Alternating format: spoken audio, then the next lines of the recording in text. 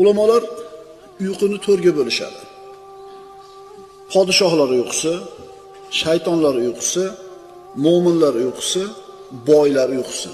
Qarang, boylar uyqusi alohida bo'lar ekan, subhanalloh. Boylar chop tomonni bosib yotadi. Ovqatni ko'p yeganligi sabab bo'ladi bunga. Endi hozir boy emas, kambag'al ham ko'p yeydigan payt ovqat seroq. Xullas, ovqatni ko'p yeydiganlar uyqusi desak, to'g'riroq bo'lar ekan. Podshohlar chalqamcha yotadi, osmonga qarab. Shaytonlar dum tushib yotadi. Endi musulmon kishi esa payg'ambarimiz sollallohu alayhi vasallamning sunnatiga muvofiq o'ng tomonida, o'ng yelkasini bosib yotadi, kaftini yuzini ostiga qo'yib yotadi.